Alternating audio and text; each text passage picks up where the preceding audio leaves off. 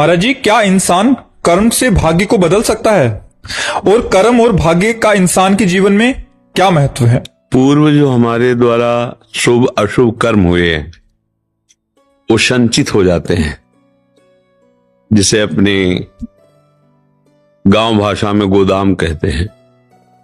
कर्मों का हमारा गोदाम रखा हुआ है, उसे शास्त्रीय भाषा में संचित कर्म कहते हैं।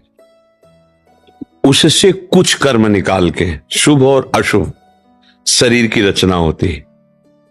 दोनों मिश्रित है, शुभ कर्म और अशुभ कर्म। अब उनके द्वारा रचित शरीर से हम चाहे अशुभ कर्म करें या शुभ करें, ये क्रियमाण होगा, इसका उससे कोई जुड़ाव नहीं है। आप शुभ कर्म करोगे और आपका अशुभ कर्म का परिणाम आ रहा तो आपको भारी दुख भोगना पड़ेगा शुभ कर्म करते हुए भी। आप अशुभ कर्म वर्तमान में कर रहे हैं, आपके शुभ कर्म का परिणाम आ रहा, बड़े सुखी दिखाई दोगे जितने समय तक वो शुभ रहेगा।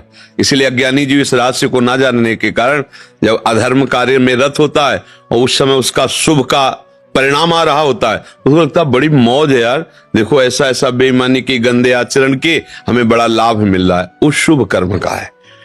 अब हमारा भाग्य बदलने का ये मानव देह देकर भगवान ने अवसर दिया है। हमारा भाग्य दो ही से रचा है, शुभ और अशुभ से, और कुछ नहीं हमारे भाग्य में, केवल शुभ और अशुभ है। भगवान कृपा करते हैं तो हमारा सौभाग्य उदय होता है। जब द्रवहि दीन दयालु राघो तो साधु संगति पाइए। ये भगवान की कृपा से हुआ। हमें संतों का संग मिला, शास्त्र स्वाध्याय करने का अवसर दिया और हमारे मन में निश्चय हुआ कि अब मुझे भगवान का भजन करना है। एकमात्र भगवान की शरण में होकर, प्रियालाल की शरण में होकर जब उनका भजन शुरू किया तो भजन का कार्य है, सबसे पहला कार्य भजन क्या करता है, वो जो हमारा गोदाम जमा है ना शुभ अशुभ का, उसमें आग लगा देता है, भस्म कर देता है। जब तक वो भस्म नहीं होता है तब तक हमारे अंदर शुद्ध ज्ञान प्रकट नहीं होगा। जहां हमारे अंदर शुद्ध ज्ञान प्रकट हुआ तो प्रारब्ध भोग हमारे लिए खिलवाड़ हो जाता है। जो शुभ अशुभ कर्मों का परिणाम है ना, वो शुभ में हर्षित नहीं होगा और अशुभ में शोकित नहीं होगा। अब वो आगे बढ़ पड़ा, अब उसका भाग्य बलवान होता चला जा रहा है, क्योंकि शुभ अशुभ से रहित होकर वो जीवन मुक्तता की तरफ बढ़ रहा है। तो बोले बड़े भाग पाई सत्संगा। भाग कब बड़े हुए? शुभ अशुभ से रहित होकर।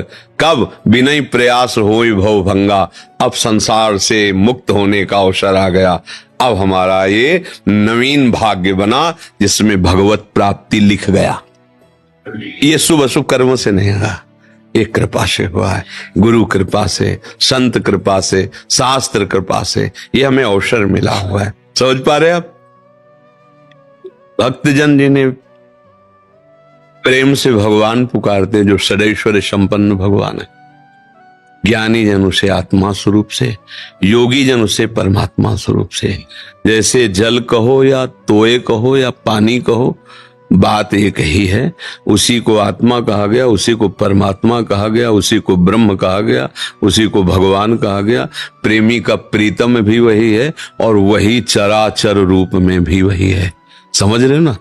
अब इसको प्राप्त कैसे किया जाता है? गुरु की शरण में होकर के, उनके द्वारा प्रदत्त साधना में रत होकर, साधना के अभिमान का त्याग करके, तीनों देहों से, स्थूल सूक्ष्म कारण तीनों से अपना संबंध हटाकर जो बचा वो हमारा आत्मस्वरूप होता है। अब ये कहने में तो इतना हो गया, और इसके लिए जन्म जन्म मुनि रतन कराहे। शरीर का देहाभिमान इंद्रियों और मन को लेकर जो विषयों में विचरण करता है, सारा ज्ञान इसी को हटाने के लिए है। और हम सारा ज्ञान शास्त्री इसलिए सीखते हैं कि हमारी इंद्रियों को हमारे मनमानी भोग मिले, हमें सम्मान मिले, हमें प्रतिष्ठा मिले। तो देहाभिमान पुष्ट हो गया। आत्मस्वरूप के ज्ञान की तो बात जाने दो, वो साधारण सदाचार को भी नहीं निर्वाह कर सकता। और ज्ञान है, शास्त्रों का ज्ञान है, शास्त्रों का ज्ञान है, लेकिन शास्त्र ज्ञान जिसके लिए हमें प्रयोग करना चाहिए हम भूल गए, तो शास्त्र ज्ञान अज्ञान ही है। इसलिए नायमात्मा प्रवचनेन लभ्या न मेधया न बहुना श्रुतेन। बहुत बुद्धिमान है तो भी नहीं, बहुत प्रवचन कर लेता तो भी नहीं, बहुत प्रवचन सुनता है तो भी नहीं। जो गुरुदेव की शरण में होकर आत्मस्वरूप गुरुदेव का वर्ण कर लेता है तो मोक्ष मूलम गुरु कृपा उनके आश्रित हो गया, तो दयाभिमान गलित हुआ, जो बचा वही स्वरूप है। जितना चिंतन है सब डिलीट कर दो, जो अचिंत्य है वही बचा, वही आपका स्वरूप है। अब सारा जीवन इसी में लगाया जाता है। अब चिंतन को डिलीट करना बड़ा कठिन है, बातें चाहे कोई बना ले।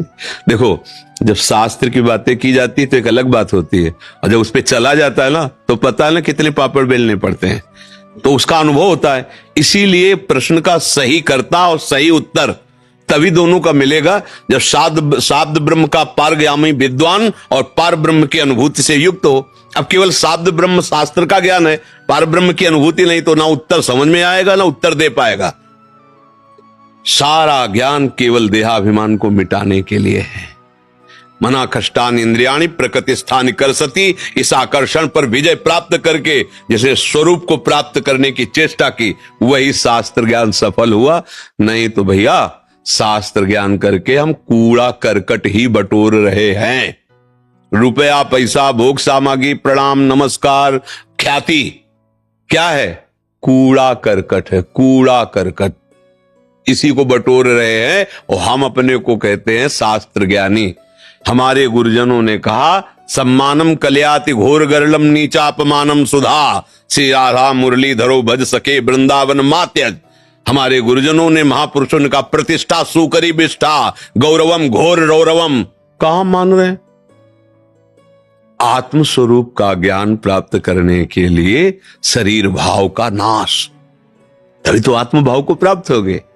ये पांच भौतिक शरीर में इतना तदात्म है कि आप देखो, हम बातें चाहे जितनी बनावे और हमें लगता है हम ही हैं, नहीं लगता? बस ये जो लगता है इसे मिटा दे, तो जो है वो लगता नहीं है, वो है। वो जो है उसकी अनुभूति होगी, उसे कहते हैं ब्रह्म, उसे ही कहते हैं ब्रह्मबोध। और ब्रह्मविद ब्रह्मवि भवति, जिसको ब्रह्मबोध हो गया वो ब्रह्म स्वरूप हो गया, क्योंकि ब्रह्म स्वरूप था, ब्रह्म स्वरूप है, ब्रह्म स्वरूप रहेगा। वो भूल कर अपने को पांच भौतिक देह में, विषयों में, देह संबंधियों के राग में अपने को फंसा दिया, इसलिए वो दुख, हर्ष, शोक, भय, लाभ, हानि, जन्म, मृत्यु इसको प्राप्त हो रहा है। समझ पा रहे?